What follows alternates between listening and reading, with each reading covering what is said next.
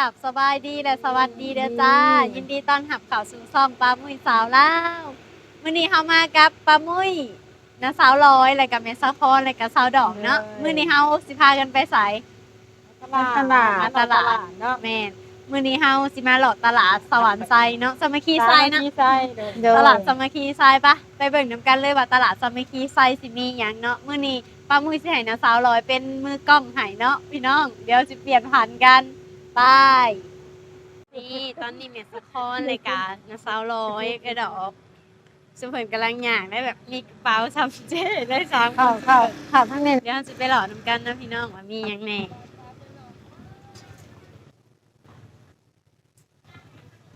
ตลาดเพิ่นก็ใหญ่นะพี่น้องแล้วก็เครื่องเพิ่นก็จะมีหลายตลาดนี่แบบว่า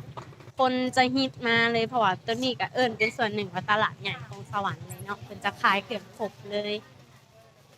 ผู้สาวงามแบบนี้สาวเก็บกี่ดอกยางนะพี่น้องตัวแห้งนี่เฮาสิเบิ่งกันว่าสิได้อีหยังนี่เป็นเครื่องป่าตัวแห้งไหมเนาะนี่เฮ็ดอันนี้ก็แม่นปลาแก้ว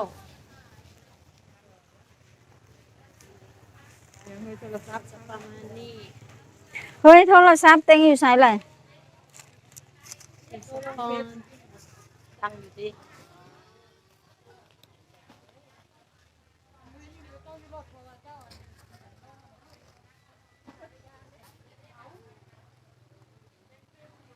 เอากำลังว่าวกัน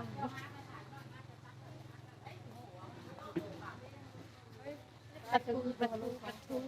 อาหารทะเลนี่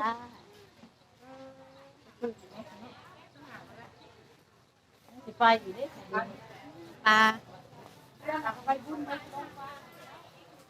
ปลาอย่างนั้นนี่ปลาเพี้ยบอก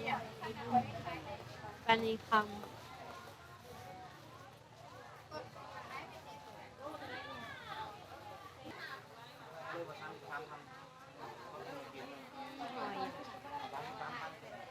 ก็มา อันนี้เท่าไหร่ 40ก็ได้ 30บ่ได้บ่ใส่ผู้ ไป บ่ หลอ เห็ น น กันเลยข้าวต้ม คนเด้อ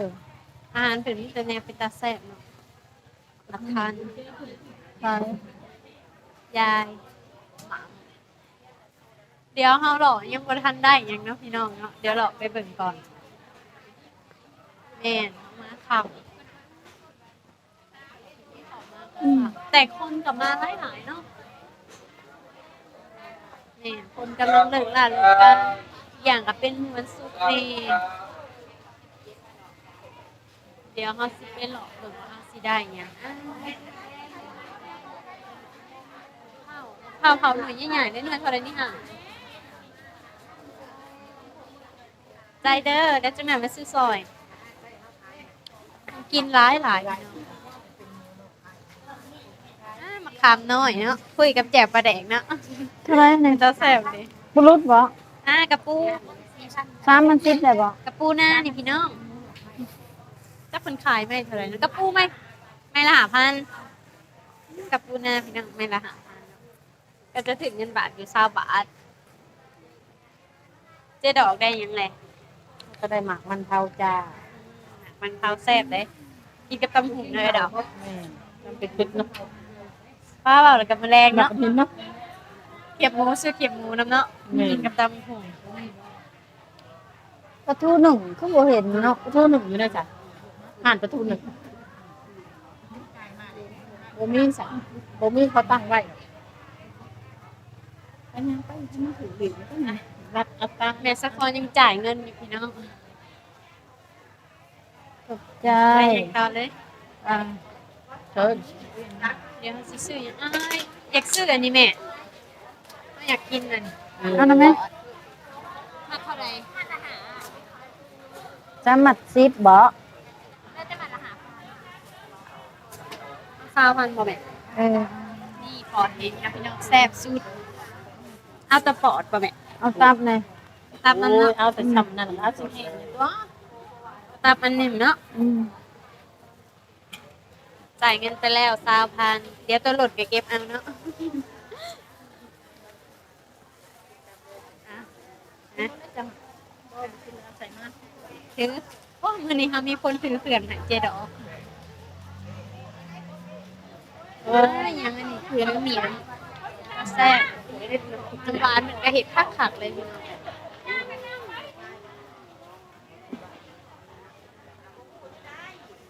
ป้ามาทำไม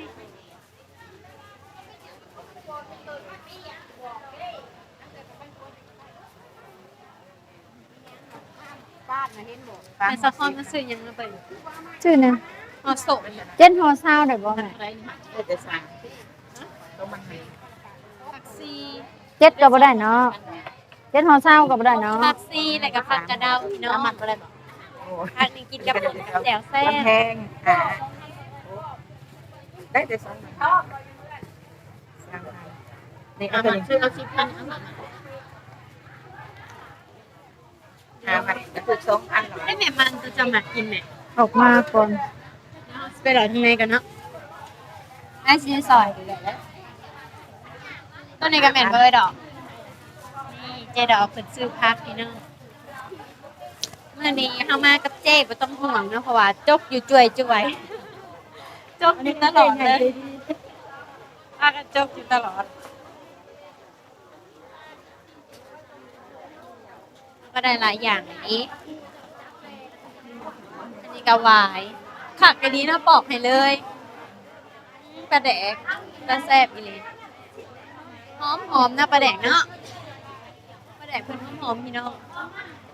ถ้าสองออนปลาแดกไข่เด้อมาวันนี้เราจะมาเริ่มโซนที่ขายซีนนะพี่น้องขายซีนขายปลาแล้วก็ขายไก่นะมาทางนี้เนาะเพิ่นก็จะมีแบบว่าไก่ลาดไก่พันขายขบเลย ไก่ตัวใหญ่ๆเนาะตุ้ยอะไรไม่ค่ะก็จะว่าไก่บ่พี่น้องเนาะไม่ค่ะก็จะว่ามันหวานเลย บ่ได้มีงานมี มาแข่งกันหมดจ้ะแข่งปลาหมึกเนาะซื้อเลยโลเท่าไหร่นี่ฮะ10ปลาหมึกเด้ ใครเห็นหรอ 10โอเคเดี๋ยวรอมึงก่อนเนี่ยโดยเราเบิ่งกันปะ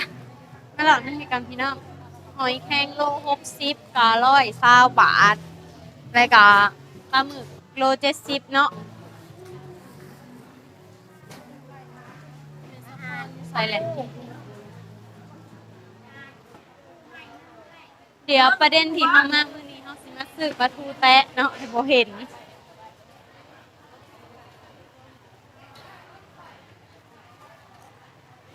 ตลาดถึงแบบกว้างใหญ่เครื่องกินหลายอุ้ยแม่สะพอนอยู่พุ่นได้ไหมพี่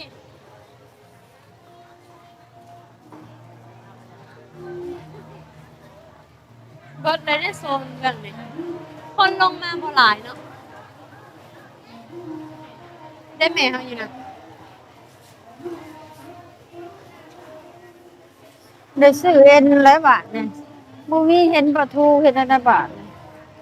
แม่จะบ่ซื้ออันสมตีนบ่ ซื้อ ตีนงัวปลาทูทางนั้นเขาเบิ่งถักเลยจ้ะ นี่จะปลาทูน แซ่บ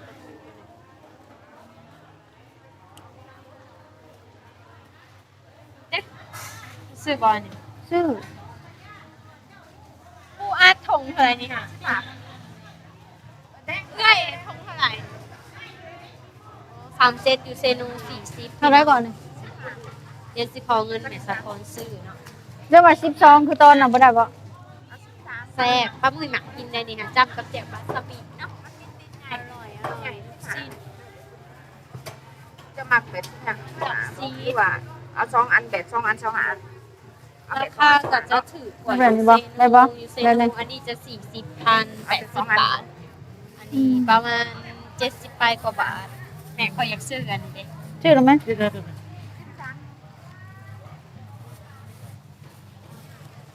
กับลูกชิ้นปลา จะเอานางบ่ หาซีบอก อันเราหาพันเราจะเอาตัวใดล่ะ พอแล้วที่สุดตัวนั้นก็ได้เงินจะมีละ ไปซื้อเอ็นเนี่ยบ่มีประตู ลูกชิ้นปลาถุงเท่าไหร่เอ้ย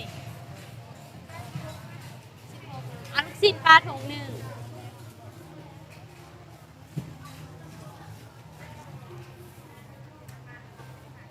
ตัวนี้กันราคาเดียวบอกเนี่ยตัวนี้เนาะเอาตัวนี้ใส่เงินทอนแล้วทอนในใจแล้ว ยัง มาคอเนี่ย ยังก็ได้นะ ต้นนี้ได้เท่าไหร่เงินยิงจากพันอันนี้เท่าไหร่เอาแต่อันนี้กับพอนะ ซื้อเอ็นนะหั่นเนาะ นี่ได้เงินทอนแล้ว4,000ป่ะ ว่าสิซื้อประตูนี่บ่ มาเบิ่งประตูพี่น้อยเขาอยากได้ประตูแต่บ่มี แตะแล้วบ่มีเนาะขายในจันบอกเขาบ่ตั้งแค่นี้ก็ ประตูแต่หายากเลยนี่ประตูแต่คือประเด็นของตลาดสามัคคีไซตลาดเซนูให้บ่มีเลย เอ็นนี่โลเท่าไหร่50บ่ได้บ่ ตัวนี้สินวัวสินควายเอาบ่จำเป็นต้องควายเองเป็นควายโดยตรงเลยเนื้อแซ่บเนาะ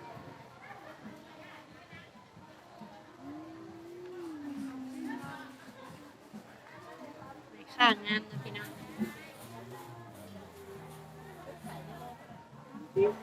พี่ดอกกระถางใสไม่ลอยได้สิเลือกบอกนะ พี่น้องตอนนี้เฮาก็ออกมาเลยเนาะเมสคอนได้ยังแหน่ ได้เอ็น ได้เอ็น เอ็นเอ็นออม มา เอ็นออม นี่หาเขามาฮอดสวรรค์น่ะพี่น้องก็คือเฮาตั้งใจอยากมาซื้อปลาทูตัวเป็นแตะเนาะ โดย แต่ก็บ่มีพี่น้องขนาดอยู่สวรรค์ยังบ่มีเพราะว่าตลาดนี่ค่ะเป็นตลาดที่ขายเครื่องครบแล้วก็คนที่เคยมาขายแต่ก่อนแต่เฮาเคยมาเนาะบ่มีแหละคนก็เริ่มบ่มาหลายเลยพี่น้อง เพราะว่าเศรษฐกิจช่วงนี้หาเงินยากแม่ค้าเซาขายกับบ่มาเนาะและเฮาก็ได้พักซีเดี๋ยวดอกนี่มาถามดอกว่าเราได้หยังแต่เครื่องเราเอาจักอย่างก็คือโหลดทางเพลง